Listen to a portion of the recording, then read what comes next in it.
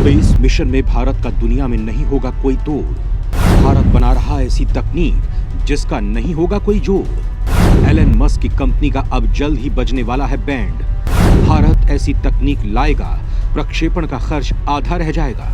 दोस्तों, स्पेस की दुनिया में भारत ने आज जो मुकाम हासिल किया है वो उसकी विजय गाथा को बताने के लिए काफी है। एक वक्त था जब हम स्पेस की दुनिया में बहुत पीछे थे, या यूं कहें कि कहीं खड़े ही नहीं थे। लेकिन शनह शनह हमारे वैज्ञानिकों की मेहनत रंग लाई और इसरो ने अपना पहला उपग्रह अंतरिक्ष में भेजा, जिसके बाद ये कारवां आगे बढ़ता ही चला गया और इसरो ने कई बड़े मुकाम हासिल किए। दुनिया को अपनी काबिलियत का लोहा मनवाया। खासकर मोदी की सरकार आने के बाद इसरो ने कई बड़े मिशंस को अंजाम दिया और इस वक्त भी उसके कई मिशन पाइपलाइन में हैं, जिसकी कामयाब उड़ान भारत को उस श्रेणी में लाकर खड़ा कर देगी जहां दुनिया के कुछ ही देश पहुंचे हैं। लेकिन ये तो कुछ भी नहीं है। भारत जिस तकनीक को विकसित करने पर काम कर रहा है वो स्पेस की दुनिया में किसी बड़ी क्रांति से कम नहीं है।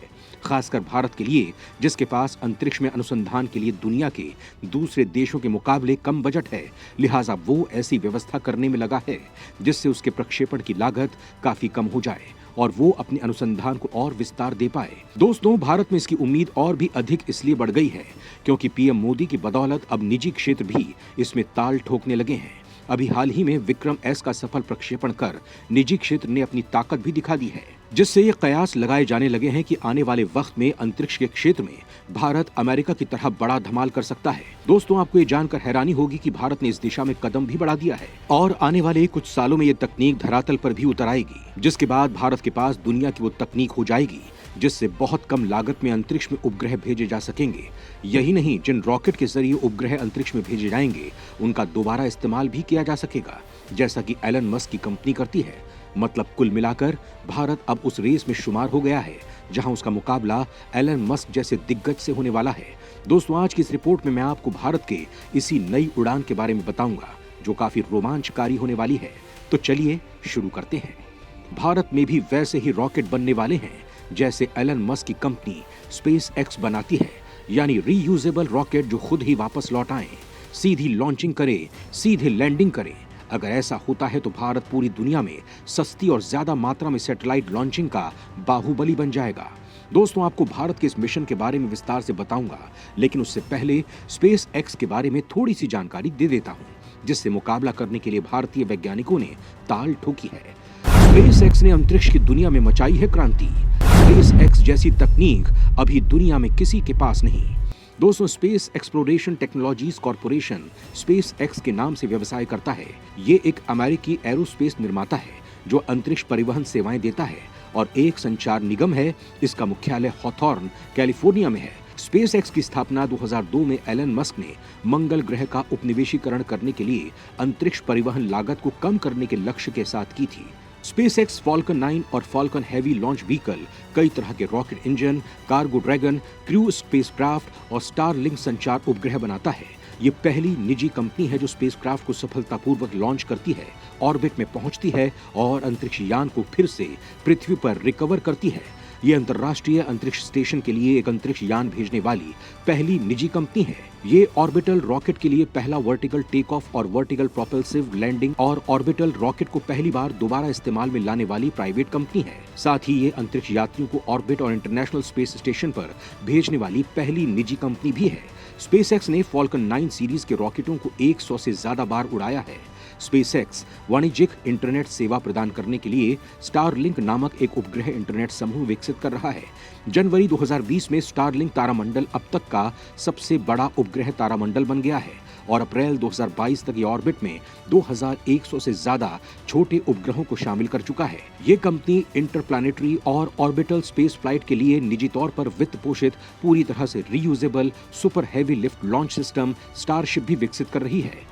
दोस्तों, हाल ही में मस्क की कंपनी स्पेसएक्स ने दुनिया का सबसे शक्तिशाली रॉकेट फॉल्कन हेवी को लॉन्च कर दिया है। दोस्तों, जिस तरह से एलन मस्क की स्पेसएक्स कंपनी ने अमेरिका में हालिया रॉकेट लॉन्चिंग के लिए अंतर्राष्ट्रीय स्तर पर खूब सुर्खियां बटोरी, कुछ ऐसा ही ट्रेंड अब भारत में आ गया है। तभी तो यहाँ भी निजी कंपनियां स्पेस के क्षेत्र में उतर गई हैं। भारत में भी नए युग की हुई शुरुआत। निजी क्षेत्र की धमाकेदार एंट्री से जगी नई उम्मीद। दोस्तों, इसरो के पूर्व वैज्ञानिक पवन कुमार चंदन और नागा भारत डाका ने 2018 में एक स्टार्टअप के रूप में स्काई रूट एरोस्पेस की स्थापना की थी। स्काई रूट पहली स्टार्टअप कंपनी है जिसने इसरो के साथ रॉकेट लॉन्चिंग के लिए पहला MOU साइन किया।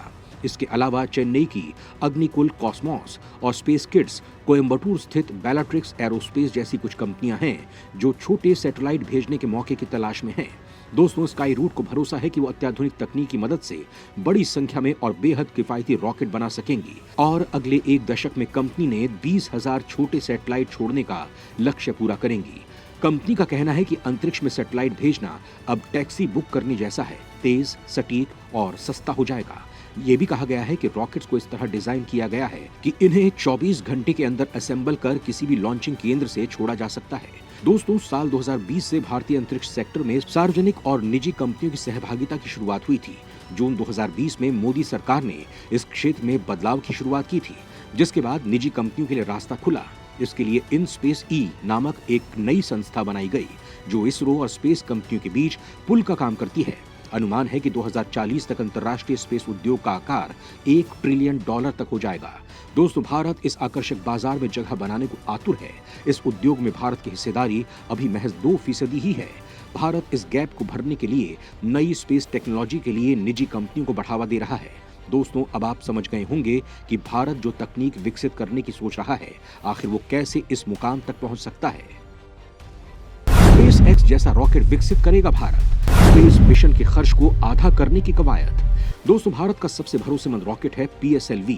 इसे इसरो का वर्क हॉर्स कहते हैं, लेकिन ये काफी पुराना हो चुका है। अब नए रॉकेट्स की जरूरत है। ऐसे रॉकेट्स जो खुद सीधे टेक ऑफ करें, खुद ही उनका एक हिस्सा वापस आकर लैंड कर सके, यानी vertical take off and vertical landing कर सके। केंद्र सरकार की तरफ से जानकारी मिली है कि स्पेस डिपार्टमेंट ऐसे रॉकेट्स बनाने के लिए तैयारी कर रहा है जो एलन मस्क की कंपनी स्पेस एक्स के फॉल्कन 9 और स्टारशिप रॉकेट्स की तरह खुद से लैंडिंग कर सके। दोस्तों, जैसा कि मैंने आपको बताया कि स्पेस एक्स का फॉल्कन 9 रॉकेट इस समय दुनिया का सबसे भरोसेमंद और कई बार इस्तेमाल किया जाने वाला रॉकेट है। ये पसंद भी इसलिए किया जाता है क्योंकि उसका एक बड़ा हिस्सा दोबारा उपयोग हो जाता है, यानी वो रीयूजेबल है। ठीक इसी तरह का उनका एक और रॉकेट है स्टारशिप। उसके भी ट्रायल्स चल रहे हैं। स्टारशिप से ही इंसानों को मंगल पर ले जाने की योजना एलन मस्क ने बनाई है। कुछ इसी तरह का रॉकेट केंद्र सरकार बनाना चाहती है। दोस्तों, केंद्रीय विज्ञान मंत्री डॉक्टर जितेंद्र सिंह ने लोकसभा में बताया कि स्पेस डिपार्टमेंट ऐसे रॉकेट से संबंधित टेक्नोलॉजी को विकसित करने के लिए काम कर रही है। इसके लिए अध्ययन किया जा रहा है, जरूरी तकनीक को हासिल किया जा रहा है, जिसके बाद vertical take off and vertical landing वाले रॉकेट्स बनाए जाएंगे। दोस्तों, जब ये तकनीक भारत बना लेगा तो वो स्पेस एक्स के फॉल्कन 9 रॉकेट के पहले स्टेज की तरह अपने रॉकेट्स को दोबारा इस्तेमाल कर पाएगा, क्योंकि ये रॉकेट्स अंतरिक्ष में जाते हैं, स्पेस में घूमते नहीं रहते, बल्कि अपने ऊपर मौजूद स्टेज और सैटेलाइट को एक सीमा तक छोड़कर खुद ब खुद वापस आ जाते हैं। ऐसे रॉकेट्स को दोबारा मरम्मत करके इस्तेमाल किया जा सकता है। यही काम स्पेस एक्स लगातार कर रहा है।